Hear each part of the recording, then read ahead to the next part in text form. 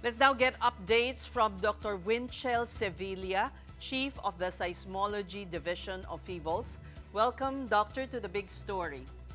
Let's go first to the quake with the Bogo City as the epicenter.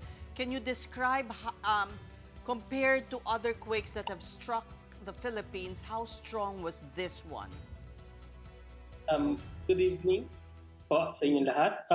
Good evening, Ms. Ces, Ms. Sean, and Ms. Pauline. Compared po sa mga earthquakes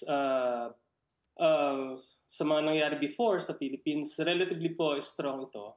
And in fact, sa epicentral area, alam naman po natin na marami po, malawakan yung naging damage doon.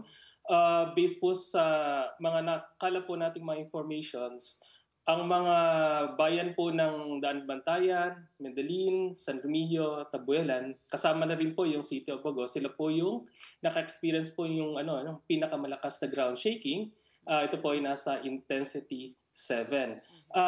Pagka po sinabi nating intensity 7, ito po ay, ang description natin po ay destructive. Usually po ay nagkakos po ito ng panic. Yung mga heavy objects and furniture, pwede pong overturn or magtapol. Yung mga poorly built structures, most likely po, could likely suffer significant damage. Ongoing po ang ating pong monitoring and marami pa rin po tayong nare-record na mga aftershocks.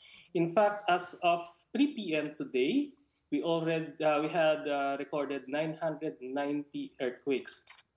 This afternoon din po, nagpadala na po tayo ng quick response team para po mapag-aralang mabuti yung pong fault na nag-cause po ng earthquake.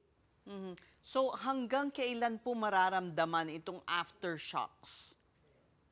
Base po sa mga previous experience po natin and also yung mga na-obserbahan po natin sa mga destructive earthquakes sa Philippines, we are expecting po these aftershocks to last for several days or pwede pa pong several weeks or months.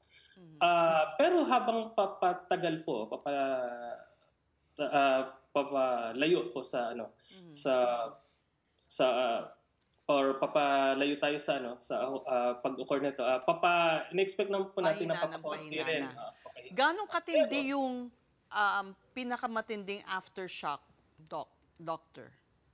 So far po, mabuti na lang po. Doon sa 990 aftershocks na na-record natin so far, as of 3 p.m., 7 pa lang po dito yung naramdaman. So karamihan po dito ay hindi po ganun kalakas para po maramdaman ang ating pong mga kababayan.